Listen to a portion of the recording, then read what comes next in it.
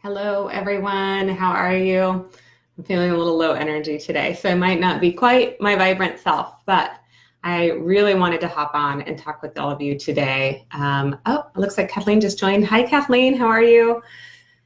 So I had a question in the Deserving Women group from a person who's new to the group and has been working on practicing intuitive eating.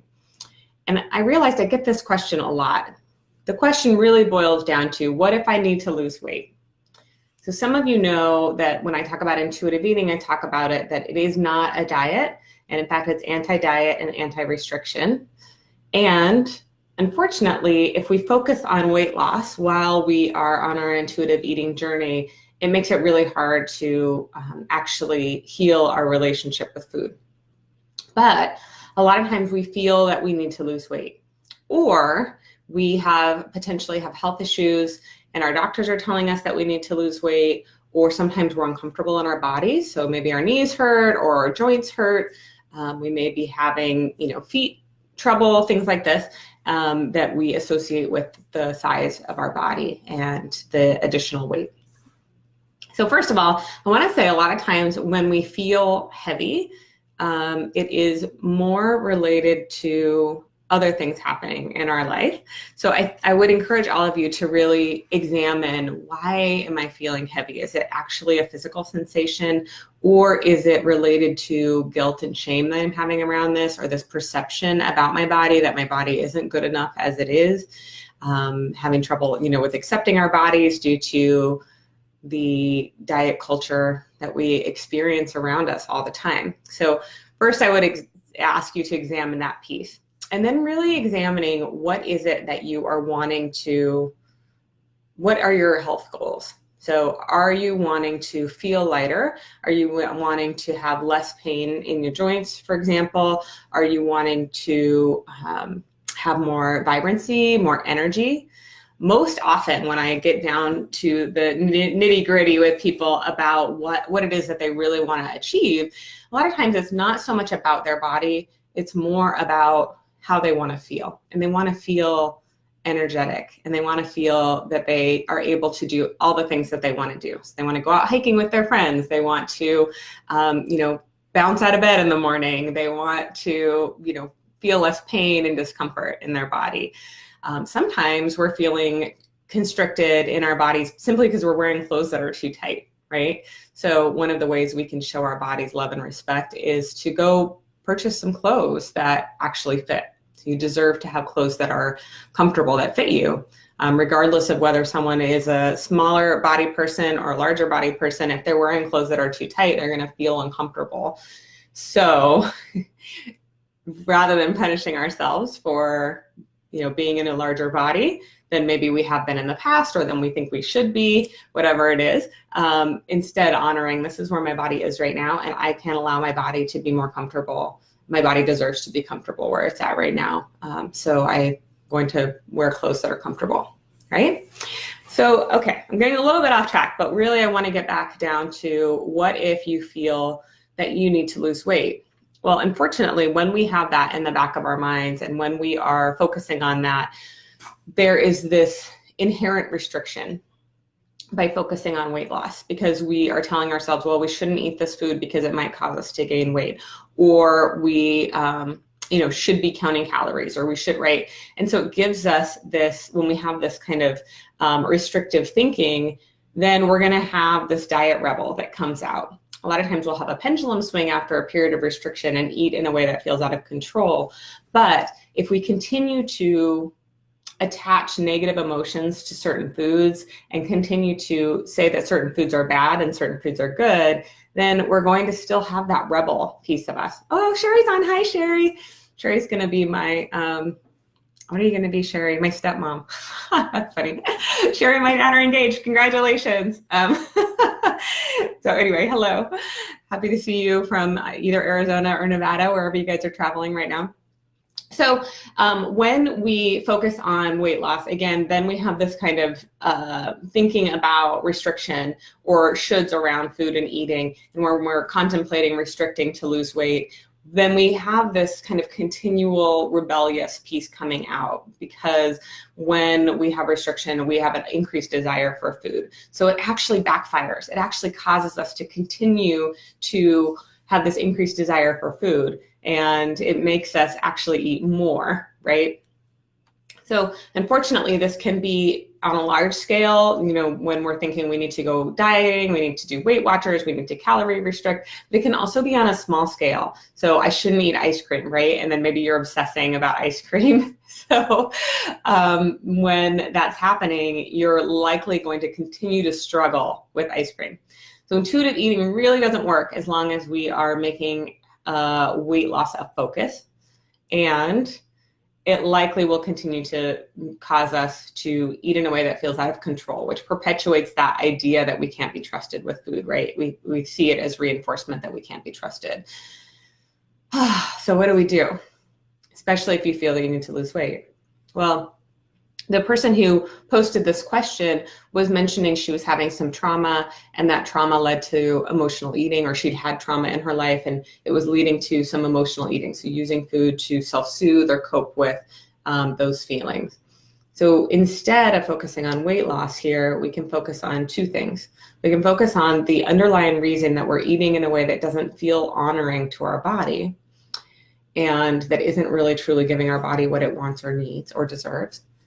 And we can also focus on what are some other health interventions we can do. So intuitive eating doesn't mean we don't honor our health. That is actually a principle of intuitive eating, is to honor our health using gentle nutrition. One of the principles is respecting our body. And so that's another piece of it, giving our bodies what it needs and wants.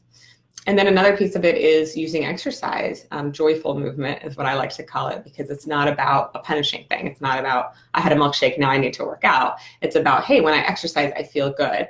And when I exercise in this way, it feels really honoring to my body. It elevates my mood, makes me feel strong, right? So you can do things like find a body positive gym. That actually helps a lot with joint pain. They can help you with stretches and exercise and movement. You could take glucosamine for your joint pain. You could also focus on eating foods that are lower inflammation, that give you the nutrients that you need to really, take care of some of that inflammation and pain that's happening in your body. You can also take supplements, right? So there's a million things that we can do. Getting more sleep also helps our body repair itself and rejuvenate. You could go to acupuncture, right? That's going to help with joint pain and inflammation. It's also going to help with trauma and getting you out of that stress response and into the relaxation response. So again, we're focusing on the underlying reasons that we are struggling in our relationship with food. And then we're focusing on health interventions that will create the the things that we want to achieve, right? So they're going to create more vitality, more energy, less pain, more freedom of movement, more feeling strong and good in your body, right? All right, so trauma, I'm going to talk about that a little bit, and then I'm going to hop off because I know sometimes these videos get a little long.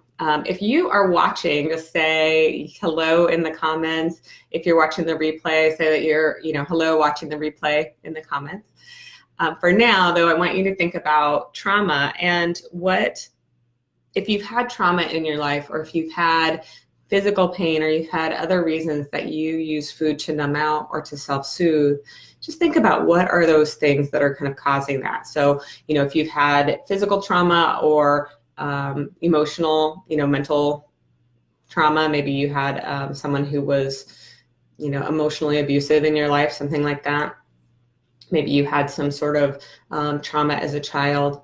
So thinking about that, what are the things that you can do to start working on those things that aren't about controlling food? Because if you're feeling the need to self-soothe, if you can reduce the things that are triggering you and feeling like you need soothing, then you can start to minimize that desire for food, right? Then the next thing we can do is focus on what are things that help me to feel more calm and relaxed in my body. So what helps me get into that relaxation response, because that will also help you heal from your trauma, and it will help you in healing your relationship with food and having less of a desire to use food to self-soothe. So we're giving our body what it really needs, which is that relaxation response, right? Getting out of that stress, that constant stress that a lot of us are in. So what are the things that you're currently doing? What are the things that feel good to you? And what are the things that you could either increase or start to implement really easily right away? So maybe it's deep breathing. Simply doing deep breathing can stimulate your vagus nerve and help you get into the relaxation response. And that's something you could do 3 times a day. You could try once a day initially, set an alarm on your phone, whatever it takes. You could do it every 30 minutes. You probably feel really good. If that feels like it's too hard, if it's something that, coming from internally, it's too hard, you may want to consider booking massages or acupuncture or going to a float spa, something that is, a passive way of getting into the relaxation response. Another way of getting into the relaxation response is something like yoga or going for a walk, walking in nature, spending time, some people, spending time at the ocean or spending time in the forest is really healing for them.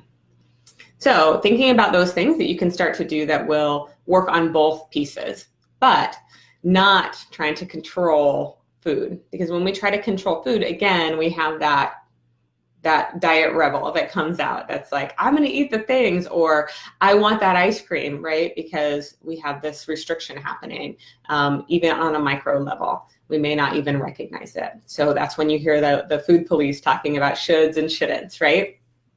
All right, so I really appreciate that you guys are watching today. I appreciate the question in the group. Feel free to post any questions that you might have. I do my best to respond, although Facebook has changed the way that groups work. So I haven't been getting the notifications. I'm going to try to go in there almost every day. I do take Saturdays off for sure. And, there may be another day here or there that I am not able to pop into the group. But for the most part, I'm going to be checking, seeing if there's anything that, you guys want support around. And I am going to be implementing some sort of an online monthly call, something like this, like a Zoom call that you guys can register for and come into for free so that you can start to get direct support from me, more training, more, live question asking. But in the meantime, if that is something that you're interested in, please post or comment that you're interested in being on a live call with me on a regular basis, and I'll be sure to follow up with you, make sure you get the details. And of course, I'll post in the group any of those events so you have a chance to register for them there. Okay, I hope you guys have a great day. I hope this was helpful information. If it was, definitely let me know, comment, if you related to any of this. And I really hope you have a beautiful day. Thanks.